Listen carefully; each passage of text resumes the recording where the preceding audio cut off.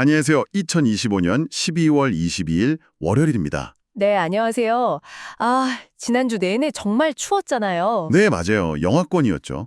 근데 오늘은 기온이 영상으로 올라서면서 간만에 좀 포근하게 느껴지네요. 그래도 아침 저녁으로는 공기가 꽤 차갑더라고요. 그렇죠. 옷차림은 따뜻하게 하시는 게 좋겠습니다. 자, 그럼 오늘 저희가 주목해봐야 할 새로운 소식들 하나씩 시작해볼까요? 좋습니다. 먼저 정치권 소식부터 짚어보죠. 정부 내에서 대북 정책을 두고 이른바 자주파와 동맹파의 갈등이 심상치 않다는 소식이네요. 네, 그렇습니다. 이게 그냥 부처 간의 어떤 힘겨루기 이 정도로 봐야 할까요? 아니면 그 이상의 의미가 있는 걸까요? 이건 단순한 밥그릇 싸움 이상으로 봐야 할 것 같아요. 아, 그런가요? 네, 특히 정동영 통일부 장관으로 한 자주파가 목소리를 굉장히 높이고 있거든요. 네. 남북 관계의 주도권은 우리가 쥐어야 한다. 이렇게 강하게 주장하면서 사사건건 미국 결재를 받으면 남북 관계를 풀 수 없다. 이런 굉장히 강한 발언까지 나왔습니다. 와, 그건 정말 강한 발언이네요. 그렇죠. 이건 단순히 외교부와의 주도권 다툼을 넘어서요. 현 정부의 외교 안보 정책이 앞으로 어디에 무게를 둘 것인가 하는 근본적인 노선 투쟁의 신호탄으로 볼 수 있습니다. 그렇군요. 그러니까 앞으로 남북 관계에서 우리가 좀 더 독자적인 목소리를 낼 거냐, 아니면 한미 동맹의 틀 안에서 안정적으로 갈 것이냐, 그 방향을 결정하는 아주 중요한 갈등이라는 말씀이시군요. 맞습니다. 이런 기조가 군에도 영향을 좀 미치는 것 같아요. 북한군이 군사분 개선, 그러니까 MDL을 넘어와도 경고 사격에 신중하라는 지침이 내려왔다고 하던데 이건 좀 의외인데요? 그렇죠. 언뜻 들으면 군의 대응 태세가 약해지는 것 아니냐? 이런 우려가 나올 수 있는 지점이에요. 네, 저도 딱 그 생각이 들었거든요. 실제로 그런 비판도 있고요. 하지만 국방부의 의도는 혹시 모를 오해나 우발적인 상황이 걷잡을 수 없는 군사적 충돌로 번지는 걸 막겠다는 데 있습니다. 아, 확전을 방지하자는 차원이군요. 네, 상황을 먼저 면밀히 파악하고 대응해서 의도치 않은 충돌은 막자는 거죠. 물론 말씀하신 대로 현장의 군인들 입장에서는 대응 지침이 좀 모호해져서 혼란스러울 수 있다는 반론도 만만치 않습니다. 안보 문제에선 정말 아슬아슬한 줄타기를 하는 느낌이네요.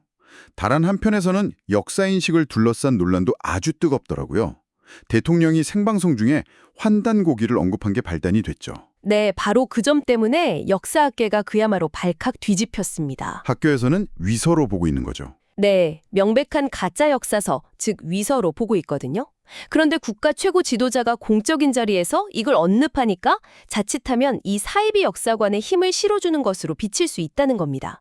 그럴 수 있겠네요. 그래서 48개 역사 관련 학회가 공동성명까지 내면서 정부와 정치권의 단호한 입장을 요구하고 나섰으니 이 논란은 쉽게 가라앉지 않을 것 같습니다. 표현의 자유 문제를 계속해서 논란의 중심에 있네요.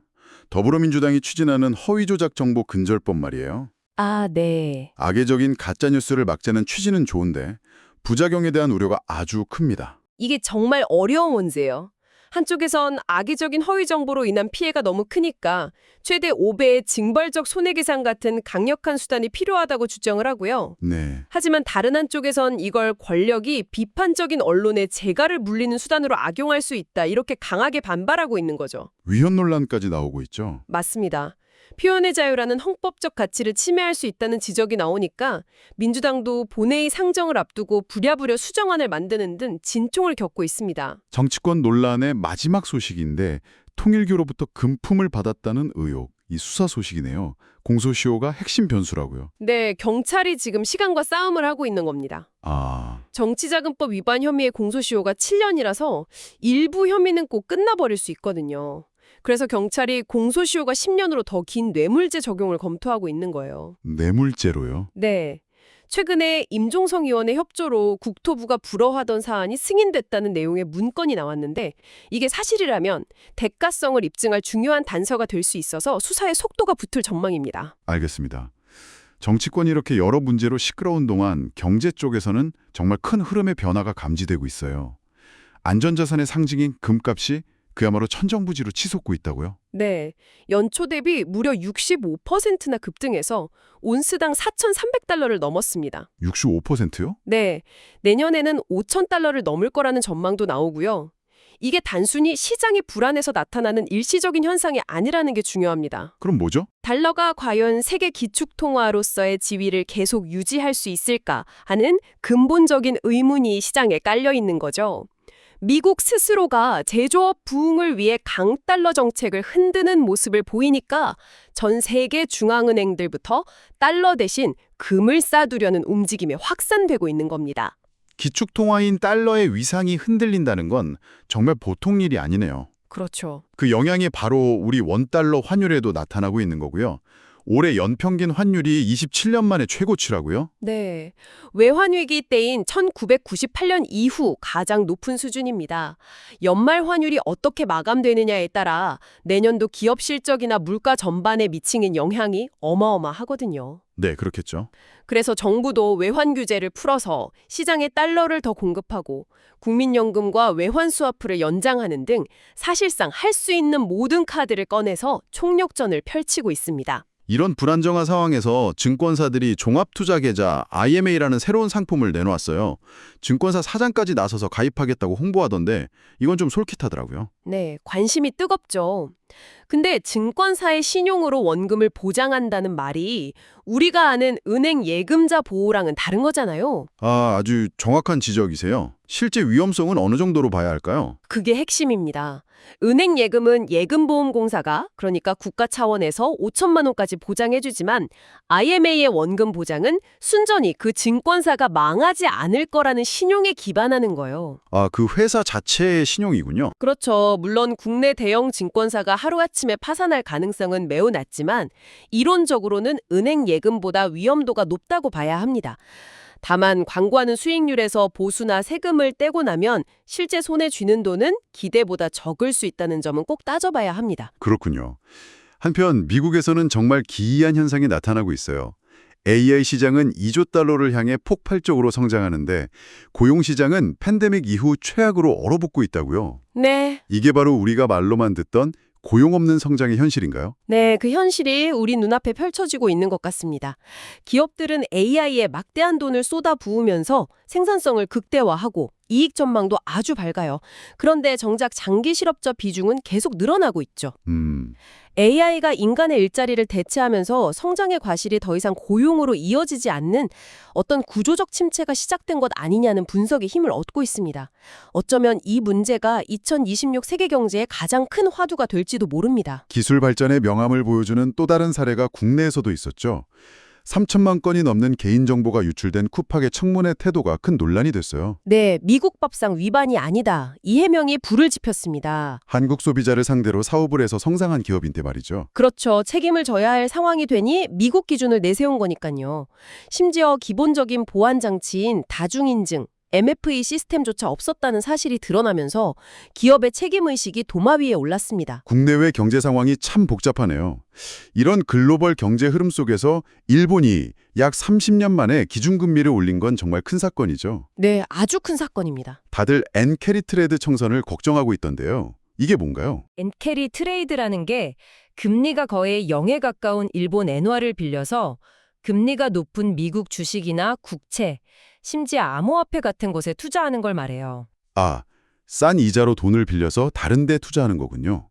맞습니다. 그 규모가 수천조 원에 달할 것으로 추정되는데 만약 일본이 금리를 계속 올리면 이 막대한 자금이 투자 자산을 팔고 다시 엔화로 돌아가야 하거든요. 그럼 그 과정에서? 네, 그 과정에서 주식이나 코인 같은 위험자산 시장이 한순간에 폭락할 수 있는 거죠. 전 세계 금융시장이 일본 중앙은행의 다음 행보에 숨을 죽이고 있는 이유입니다. 돈의 흐름이 급변하는 것처럼 미디어 산업의 판도도 크게 흔들리고 있네요. 워너브라더스 인수전을 두고 넷플릭스와 파라마운트가 맞붙었는데 의외의 변수가 등장했다고요? 네, 그 변수가 바로 뉴스 채널 CNN이었습니다. CNN이요? 네, 넷플릭스는 영화 스튜디오나 스트리밍 서비스 같은 알짜배기만 인수하고 싶어 하는데 파라마운트는 CNN을 포함한 케이블 사업 전체를 통째로 인수하겠다고 나선 거죠. CNN의 영향력을 높게 본 거군요. 그렇죠. CNN이 가진 정치적, 사회적 영향력을 놓칠 수 없다는 계상입니다. 한때 미디어 제국의 상징이었던 CNN이 이제는 M&A의 향방을 가르는 핵심 변수가 된 걸 보면 정말 격세지감이 느껴지죠. IT와 미디어의 결합이 만드는 변화는 여기서 끝이 아니에요. 영화계 최고 권위인 아카데미 시상식이 TV를 떠나서 유튜브에서 독점 중계된다는 소식은 정말 상징적인데요. 정말 시대의 변화를 보여주는 사건이죠. 2029년부터 5년간 유튜브 독점 중계 계약을 맺었는데 팬데믹 이후에 시청률이 급감하면서 위기에 처한 아카데미가 결국 스트리밍 플랫폼으로의 완장한 선택을 선택한 겁니다. 갈증은 여전한 것 같아요. 삼성전자가 내놓은 3번 접는 스마트폰 트라이폴드가 출시되자마자 품절 대란이라고요. 네, 초도 물량이 순식간에 동났다고 해요. 아직은 좀 낯선 형태의 폴더블 폰인데도 이렇게 반응이 뜨거운 걸 보면 소비자들이 얼마나 새롭고 혁신적인 경험을 원하는지 알 수 있죠. 이제 기술은 우리가 손에 쥐는 기기를 넘어서 우리가 사는 공간 자체를 바꾸고 있네요. 한국의 아파트가 단순한 주거 공간이 아니라 하나의 플랫폼으로 진화하고 있다는 분석이 흥미로웠어요. 맞아요. 예전에는 어느 동네냐, 어느 건설사가 지었냐가 중요했다면 이제는 그 아파트가 어떤 소프트웨어를 가졌는지가 가치를 결정하는 시대가 오고 있는 거죠. 소프트웨어라니 구체적으로 어떤 거죠? 삼성물산의 홈릭처럼 앱 하나로 집안의 모든 걸 제어하고 커뮤니티 시설을 예약하는 건 기본이고요. 넥스트라멘 구조처럼 내부 벽을 허물고 가족 구성원에 맞게 공간을 마음대로 바꿀 수 있는 기술까지 나오고 있습니다. 와, 아파트가 콘크리트 건물이 아니라 입주민의 삶에 맞춰 계속 업데이트되는 하나의 거대한 운영체제, OS가 되어가는 셈이에요. 정말 흥미로운 변화네요. 마지막으로 우리 생활에 직접적인 영향을 줄 정책과 문화 소식도 살펴볼까요? 네. 대중교통을 자주 이용하는 분들에게는 정말 반가운 소식일 K패스가 드디어 출시되네요. 네, 고물가 시대에 교통비 부담을 덜어주기 위한 정책인데요. 내년 5월부터 시행됩니다. 어떤 방식이죠? 라면 꼭 챙겨야 할 혜택이죠. 그리고 서울시의 상징인 해치가 AI 애니메이션 주인공으로 데뷔했다는 소식도 재미있었어요. 네, 서울시가 해치와 솔프렌즈라는 캐릭터로 1분짜리 AI 숏폼 애니메이션을 만들어서 공개했습니다.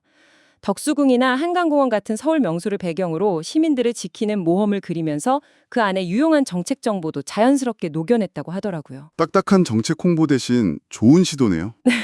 네, 신선하게 느껴지네요. 오늘 소식들을 쭉 정리해보니 AI 같은 첨단 기술이 열어주는 놀라운 가능성과 그 이면에 들이온 경제적 불안, 그리고 사회 곳곳의 갈등이 공존하는 복잡한 시대의 단면을 보는 것 같아요. 그렇네요. 특히 AI가 생산성은 높이지만 일자리는 위협할 수 있다는 고용 없는 성장의 그림자가 점점 짙어지는 게 느껴져요. 네, 여기서 마지막으로 이런 질문을 던져보고 싶습니다. 어떤 질문이죠? AI가 막대한 부를 창출하는 시대에 과연 건강한 경제란 무엇일까요? 만약 성장이 더 이상 일자리 창출로 이어지지 않는다면 우리는 그 성장의 과실을 어떻게 나눠야 사회 전체가 건강하게 유지될 수 있을까요? 정말 중요한 질문이네요. 네, 우리 모두가 함께 고민을 시작해야 할 시점인 것 같습니다.